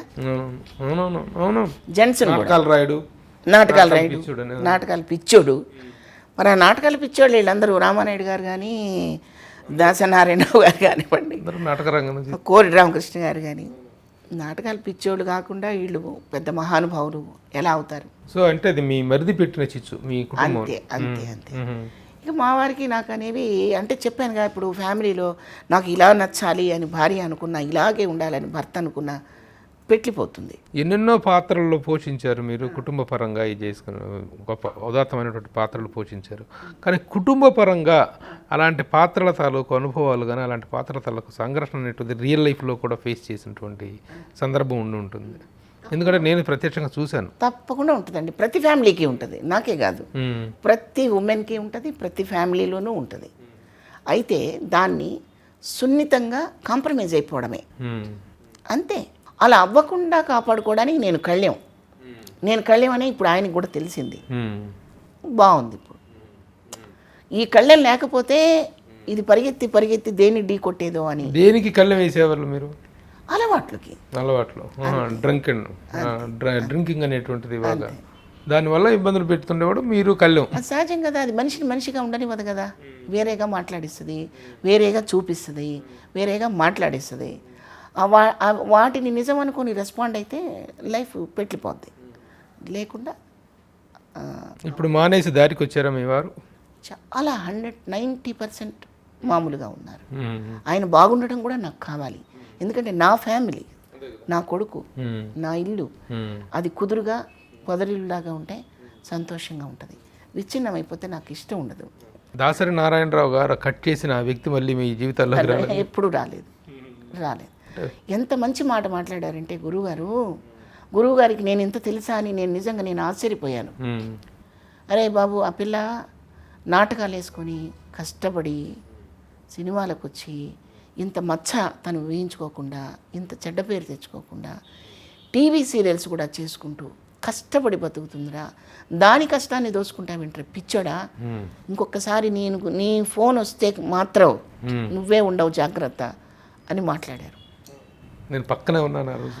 అతన్ని బెదిరించే విషయంలో నా గురించి స్టడీ చేయడం అనేది నాకు చాలా ఆనందం వేసింది. ఒక తండ్రి గొప్ప సపోర్ట్ కనిపిస్తుంది. ఇప్పుడు నా పర్సనల్ విషయమైనా మీరు అడిగితే ఎందుకు చెప్పానంటే, మీరు ప్రభు గారు నాకు బాగా దగ్గరైన మనిషి. నేను మీ దగ్గర నేనేమి దాసులు మేకప్ చేయాల్సిన అవసరం లేదు. నేను ట్రూతే చెప్తున్నాను. ఈ విషయంలో ఒక దాసరి గారు తండ్రిలాగా నిలబడి, ఒక పరుచూరి గోపాలకృష్ణ గారు నాకు తండ్రిలాగా నిలబడి, నా కొడుకు విషయంలో, నా విషయంలో నాకు అండగా నిలబడటం నిజంగా వాళ్ళకి నేను జన్మలకి రుణపడి ఉంటానండి. నిజం. ఎందుకంటే వాళ్ళే నిజమైన తల్లిదండ్రులు. నా శ్రేయస్సు. మీ అబ్బాయి ఏం చేస్తున్నాడు? మీ మనవరాలు ఆ వివరాలు చెప్పండి. అబ్బాయి సాఫ్ట్వేర్ ఉద్యోగం. ప్రభు గారు బాబు పెళ్ళికి మీరు వచ్చారు, మీకు తెలుసు కదా. ఇండస్ట్రీ అంతా వచ్చారు చక్కగా. నాగేశ్వరరావు గారు, దాసరి గారు, రామానాయుడు గారు, మహానుభావులందరూ, పెద్ద వాళ్ళందరూ, నారాయణ రెడ్డి గారు, మోహన్ బాబు గారు, ఒకరేంట్లేండి మొత్తం ఇండస్ట్రీ వచ్చింది. మీ పాప పెళ్ళికి వచ్చి అందరూ బ్లెస్ చేసినట్టే మా అబ్బాయి పెళ్ళికి కూడా అందరూ వచ్చి బ్లెస్ చేశారు. వాడికి పాప, బాబు, మనవరాలు. నా కోడలు కూడా జాబ్ చేస్తుంది, టీచరు. బాగున్నాం. కోడలతోటి ఎంత సఖ్యత, అంత చక్కగా ఉందా కుటుంబం? బాగుందండి. ఏమి ఇబ్బంది లేదు. ఆ చిన్న డిస్టర్బెన్స్ తప్ప ఇక వేరే పర్సనల్గా ఎలాంటి డిస్టర్బెన్స్ ఏమీ లేదండి, ఏమీ లేదు. రెండోది ఏంటంటే, నేను కాన్సన్ట్రేట్ చేసేదంతా నా వర్క్ మీద తప్ప కాన్సన్ట్రేషన్ వాళ్ళ మీద పెట్టడం కూడా మానేశాను నేను. ఎందుకంటే ఏ వ్యక్తిని మనం శ్రీరామచంద్రుడిని చేయలేమండి. వాళ్ళకు కొంత స్వతహాగా ఉండాలి. తను కూడా నటుడు కదా, మీ హస్బెండ్ కూడా మంచి ఆర్టిస్ట్. మంచి ఆర్టిస్ట్. రంగస్థలంలో చేశారు, సినిమాల్లో కూడా కొన్ని పాత్రలు. లేదు, నాటకాల్లోనే ఎక్కువ చేశారు. ఓకే. అంటే మీరు సినిమాల్లో చేయటం, నాటకాల్లో చేయటం ఆయనకి ఇష్టం ఉండేది కదా? ఇష్టం లేకపోవడం లేదు. మేము అసలు ఆర్టిస్ట్. మరి మీ మరిది ఆ పరంగా మిమ్మల్ని ఇబ్బంది పెట్టడం ఎందుకు? ఒక నటిగా ఉండటం అనేట్టు దాని మీద లేక అతను ఇబ్బంది పెట్టాడన్నారు మీరు. అంతే కదండి. ఇప్పుడు బెల్లం ఉన్న చోటే ఈగలు ముసురుతాయి అన్నట్టు, ఏదో చిన్న థ్రెటనింగ్ చేస్తే డబ్బులు పడిపోతాయని. ఓహో, అప్పట్లో మీరు చాలా అందులో బాగా మంచి రైజ్లో ఉన్నారు మీరు. ఓహో, అదొక ప్రయత్నం. మిమ్మల్ని కొంచెం బెదిరించో లేకపోతే అదిరించో కుటుంబపరమైనటువంటి కలహాలు సృష్టించి లబ్ధి పొందాలనేటువంటి క్యారెక్టర్ దాసరి నారాయణరావు గారు కట్ చేశారు. ఎంత అండండి నాకు. దాసరి నారాయణరావు గారే కాదండి, పరచూరు బ్రదర్స్ కూడా నా కుటుంబానికి సంబంధించి ఎప్పుడు వాళ్ళు ఒక తల్లిదండ్రుల్లాగా, బుజ్జమ్మ గారు కానివ్వండి, గురువు గారు కానివ్వండి, ఒక మాట చాలు, ఒక మాట చెప్తే విశ్వసించే పరిస్థితిలోనే మేము ఎప్పుడు బద్దులమై ఉంటాం. ఆర్టిస్ట్గా మీకు వచ్చినటువంటి అవార్డ్స్ అనేటువంటివి కూడా చాలా ఇంపార్టెంట్ అంటారు. రంగస్థలం మీద కానీ, దీంట్లో కానీ, సినిమా రంగంలో కానీ. ఆర్ యూ ప్రాపర్లీ అవార్డెడ్ అని మీరు అనుకుంటున్నారా? అవార్డెడ్ అని నేను అనుకోకూడదు. వచ్చినాయి కదా అవార్డ్స్, ఇవన్నీ చాలా వస్తాయి. బట్ నాకు రావాలి, నేను అవార్డ్స్ తెచ్చుకొని అంత ఆర్టిస్ట్ అని అనుకోకూడదు. అనుకుంటే కొంత అహం వస్తుంది. ఎందుకంటే ఈ ఆర్ట్ ఫామ్లో ఒక లిమిట్ అనేది అసలు లేదు ప్రభు గారు. అది వేరేనండి. ఓకే, సంతృప్తి అనేటువంటి దానికి కొలమానం అంటూ ఏమి ఉండదు. వచ్చినవి హ్యాపీయా అని అంటున్నాను, వచ్చినంత వరకు. హ్యాపీ. నీకు బెస్ట్ నంది అవార్డ్స్ వచ్చినాయి కదా? వచ్చాయి, రెండు వచ్చాయి. గురువుగారి సినిమాకి ఒరే రిక్షాకి వచ్చాయి. ఒరే రిక్షాలో బెస్ట్ సపోర్టింగ్ డొక్కా సీతమ్మ అని ఒక అద్భుతమైన అవునవును టెలిఫిలిం చేశారు, టెలిఫిలిం చేశారు, దానికి వచ్చింది. ఇంకా స్టేజ్ మీద ఎన్నో అవార్డ్స్, అంటే అవార్డ్స్ లెక్కేసుకుంటూ కూర్చుంటే మనకు కొంచెం అది తెలియని ఇది వస్తుందండి. అవార్డ్సే ప్రతిపాదికగా నేను ఎప్పుడు పెట్టుకోలే. అవార్డ్స్ వస్తాయి అంతే, దాని అంటే అప్రిసియేషన్ అనేది లేకుండా ఏ అడుగు ముందుకు పడదు. అంతవరకే తీసుకోవాలి వాటిని. నన్ను గుర్తించారు, నాకు ఇంకొంచెం బాధ్యత ఉంది అని ఫీల్ అవ్వాలే తప్పితే నాకు అవార్డు వచ్చినంత మాత్రాన నేను ఫుల్ ఫ్లెడ్జెడ్గా నేను ఏదైనా చేయగలను పెట్టుకోకూడదు. ఎన్నో అవార్డ్స్ వస్తుంటాయి. ఇప్పుడు మాకు వచ్చిన ఇప్పుడు పెద్ద పెద్ద వాళ్ళతో పోల్చుకుంటే ఇప్పుడు నాగేశ్వరరావు గారికి దాదా సాహెబ్ ఫాల్కే అవార్డు వచ్చింది. మరి ఆయన ఏం ఫీల్ అవ్వాలి చెప్పండి. మాకేవో 2 నంది అవార్డులను పరిషత్తుల్లో ఉత్తమ నటి అవార్డ్స్ వస్తాయి. అవి చాలా పెద్దవి అనుకుంటే అది పొరపాటుది. శివపార్వతి ఇన్ని సినిమాలు చేసిన తర్వాత, ఇంత లాంగెస్ట్ కెరీర్ తర్వాత ఆర్థికంగా సమృద్ధిగా ఉన్నారా? హ్యాపీగా ఉన్నారా? భయం లేకుండా ఉన్నాను ప్రభు గారు. సెక్యూర్డ్. నా ఇంట్లో నేనున్నాను, సొంత ఇల్లు. నా జీవితంలో నా బాబుకి నేను ఏం చేయాలో, మా అబ్బాయికి నా కొడుక్కి ఏం చేయాలో అది చేశాను. వాడి ఉద్యోగం, వాడి ఫ్యామిలీ బాగున్నాడు. ఆర్థికంగా అంటే దానికి లిమిట్స్ ఏ ఉంటాయండి. ఇప్పుడు చాలామంది, కొంతమంది ఆర్టిస్టులు మీతో పాటు పనిచేసినటువంటి చాలామంది దీనస్థితిలో ఉండటం, చాలా ఇబ్బందికరమైన స్థితిలో ఉండటం, ఆర్థిక పరంగా వైద్యానికి కానీ రెగ్యులర్ తిండికి కానీ ఇబ్బంది పడేటువంటి పరిస్థితులు కొంతమంది చూస్తూ ఉన్నాం అన్నమాట. అలాంటి పరిస్థితులు విన్నప్పుడు ఒక ఆర్టిస్ట్గా మీకు ఎలా అనిపిస్తుంది? బాధగా అనిపిస్తుంటుంది. ఎందుకంటే ఈ సినిమా కాస్ట్లీగా కనిపించడం కోసం కొంచెం ఎక్కువగా హైప్స్ చేస్తుంటారు. అయితే అది ఒక మైకం లాంటిది. ఒక సక్సెస్, ఒక 10 సినిమాలు వెంటనే రెమ్యునరేషన్లు, చెక్కులు ఇవన్నీ కొద్దిగా తీసుకెళ్తాయి. తాగుబోతే కాదు, ఆర్టిస్టులు కూడా ఒక మైకంలోకి వెళ్తారు. ఈ మైకం ఎక్కకూడదు ఎవరికి కూడా. నేను ఇప్పుడు మా వారి గురించి అడిగినా, నా పర్సనల్ అడిగినా, నేను ఎందుకు మీకు నేను చెప్పగలిగానంటే అది పెద్ద విషయం కాదు. సర్దుకున్నప్పుడు అన్నీ సమసిపోతాయి. అది పగిలిపోవాలి అనుకున్నప్పుడు పెట్లిపోతుంది. ఇలా చేసుకోకుండా ఉండడం కోసమే నేను ఈ మాట మీకు నేను చెప్పగలిగాను. తుమ్మితే ఊడిపోతున్నాయి వాళ్ళ సంసారాలు. తుమ్ము కాదు, దగ్గు కాదు, ప్రళయం వచ్చినా కూడా మనం కాపాడుకోవచ్చు అని చెప్పడం కోసం చెప్పాను నేను ఇది. అంతే తప్పితే నాకేదో సానుభూతి రావడం కోసం, లేకపోతే నేనేదో త్యాగశీలని చెప్పడం కోసం చెప్పట్లా. ఫ్యామిలీలో చాలా జరుగుతుంటాయి. ఇప్పుడు కొడుకు తప్పు చేస్తే కొడుకును వదులుకుంటామండి? లేదు కదా. కొట్టో తిట్టో సరి చేసాం, నయాన్నో భయాన్నో బాగు చేసుకుంటాం. వస్తువు మనదైనప్పుడు బాగు చేసిన ఇంట్లో పెట్టుకుంటానండి. అది కంటెంట్. ఇంక నేను అంతకంటే ఎక్కువ చెప్పలేను. అలాగే సినిమా ఆర్టిస్టులు ఆర్థిక బాధలు, అవసాన దశలో ఇబ్బందులు పడతాం. ఇవన్నీ ఏంటంటే ప్లానింగ్ లేకపోవటం. ఈ ప్లానింగ్ లేకపోవడం అనేది ప్రథమంగా ఒక పాత్ర బాధ పెడుతుంటుందని నేను అనుకుంటున్నాను. మన సంపాదన ఎంత, మన ఖర్చు ఎంత. సంపాదనకి మించి ఖర్చు పెట్టినా, సంపాదనకి మించి ఆలోచించిన, రోడ్డు మీద ఎవడో బెంజ్ కార్లో వెళ్తుంటాడండి, వాడు బెంజ్ కార్లో వెళ్ళాడు కాబట్టి నేను అందులో వెళ్ళలేకపోయాను, నేను ఫీల్ అయ్యాను అనుకోండి, నా నాశనం అక్కడే మొదలవుతుంది. అవసరం లేదు. ప్రభు అనబడే వ్యక్తి నా కారుని చూసి గౌరవించేటప్పుడు ప్రభు నాకు అవసరం లేదండి.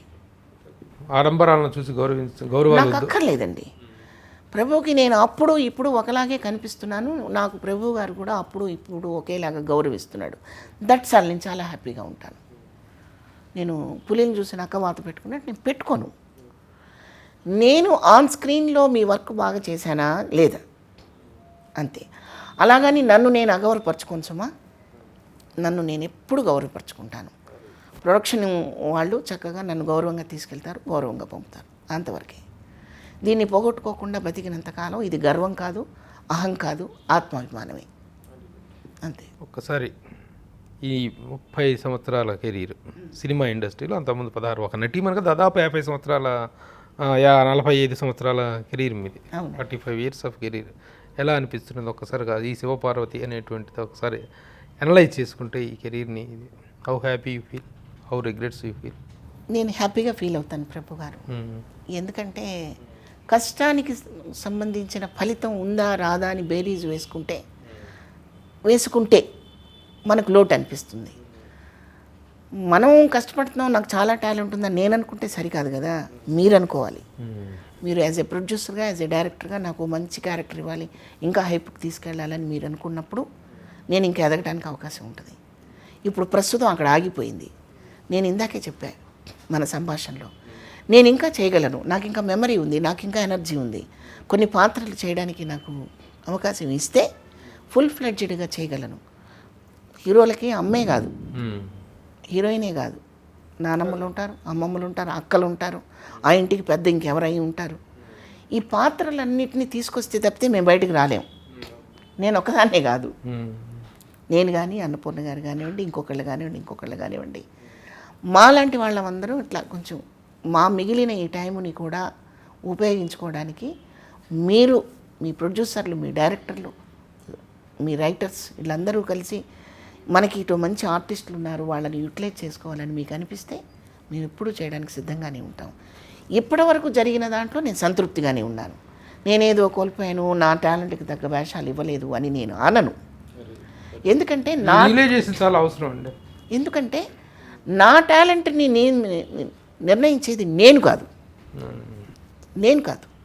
నాకు నమ్మకమే ఉండాలి, చేయగలను అనే నమ్మకం మాత్రమే ఉండాలి తప్ప నన్ను ఇంకా చిన్న చూపు చూశారు, నన్ను గుర్తించలేదు అని మిమ్మల్ని బ్లేమ్ చేయడానికి నేను సిద్ధంగా ఉండను. ఎందుకంటే మంచి పాత్రలు ఇచ్చారు కదా నాకు. అన్నమయ్య తీసుకోండి, సింహసింహం తీసుకోండి, రామానాయుడు గారి సినిమాలు ఎన్నో చేశాను. మరి అవన్నీ నన్ను గుర్తిస్తేనే కదా ఇచ్చారు. కొంత టైం అయిపోయిన తర్వాత నా ప్రతిభకు తగ్గ అవకాశాలు నాకు రావటం లేదనే టైటిల్ నేను పెట్టుకొని తిరగను. నాకు వద్దు. ఇప్పటికి కూడా ఏ సింపతీల కోసం కాదు, అయ్యో యూ హ్యావ్ కమ్ టు, మీరు వచ్చి మీ అద్భుతమైనటువంటి అనుభవాన్ని వాటిని ఆవిష్కరించడం కోసమే తప్ప సానుభూతి కోసం అస్సలు నాకున్న చాలా మంచి హ్యాబిట్ ఏంటంటే, నాకు సానుభూతి కాదు కావాల్సింది, ప్రొటెక్ట్ కావాలి, సానుభూతి కాదు. అరే మీకు ఇలాంటి పరిస్థితి వచ్చిందా, నాకు అవసరం లేదు. నేను మెంటల్లీ కొంచెం స్ట్రాంగ్గానే నేను అనుకుంటున్నాను, లేకపోతే నేను హాస్పిటల్ నుంచి బయటకు వచ్చేదాన్ని కాదు. పునర్జన్మే, అసలు నిజంగా పునర్జన్మే. ఎందుకంటే జబ్బు ఎంతో నాకు తెలీదు, వాళ్ళకి తెలీదు. ఎక్స్పెరిమెంట్లు నాలాంటి చాలామంది మీద చేశారు. చాలామంది మనకు దూరం అయిపోయారు. ప్రభు గారు, బాలసుబ్రహ్మణ్యం గారు, అటువంటి మహానుభావుడితో కూడా నేను యాక్ట్ చేశాను. ఆయనతో 2 సినిమాలు ఆయన కాంబినేషన్లో చేశాను. ఎంతో ఏడ్చాను, ఎంతో బాధపడ్డాను. అది చెప్పనలివి కాని బాధ. పొద్దున్నే ఆయన వాయిస్ వింటాను నేను ఏదో ఒక పాటలో. ఒక గణపతి శ్లోకం తీసుకోండి, బాబా పాట తీసుకోండి, ఏదైనా ఆయన వాయిస్ వినకుండా నేను నిద్ర లేవను. అటువంటి మహానుభావుల్ని ఎత్తుకెళ్ళిపోయింది. ఒక్కోసారి నాకు అనిపిస్తుంది నేను పోయినా బాగుండేది, ఆయన ఉంటే బాగుండే అనిపించింది నాకు. అంత ప్రేమ నాకు ఆయన అంటే. ఓకే అండి, శివపార్వతి గారు, యూ హ్యావ్ స్పైర్డ్ ఇనఫ్ టైం. చాలా సమయం కేటాయించి చాలా చక్కని విషయాలు చెప్పారు. శివపార్వతి గారు ఈ సుదీర్ఘమైనటువంటి ప్రస్థానం ఇంకా విజయవంతంగా కొనసాగాలని ఆశిస్తూ, ఆవిడ ఇంకా నేను నటించగలిగినటువంటి ఓపిక ఉంది, ఆ సత్తా ఉంది, చేయగలిగినటువంటి ఆసక్తి ఉంది అని అంటూ తనను తాను ఆఫర్ చేసుకోవటం అనేటువంటిది కూడా ఈ వయసులో కూడా షీఈ్ వెరీ మచ్ ఇంట్రెస్ట్. ఒక రకం పాత్రలే కాదు, అటు మదర్ పాత్రలు కానీ, నానమ్మ పాత్రలు, బామ్మ పాత్రలు లాంటివి కూడా మాకు చేసే అవకాశాలు ఉన్నాయి, మమ్మల్ని ఉపయోగించుకోండి అని చెప్పేసి ఆవిడ చెప్పడం అనేటువంటిది ఇప్పటికీ కూడా ఆవిడకి నటన పట్ల కానీ, కెరీర్ పట్ల కానీ ఉన్నటువంటి ఆసక్తికి, ఆ శ్రద్ధకి నిదర్శనంగా మనం భావించాల్సి ఉంటుంది. ఆ పరంగా ఆవిడకి ఇంకా ముందు కెరీర్ ఇంకా ప్రాస్పరస్గా సాగుతుందని ఆశిస్తూ, నమస్తే మేడం. థ్యాంక్ యూ ప్రభు గారు.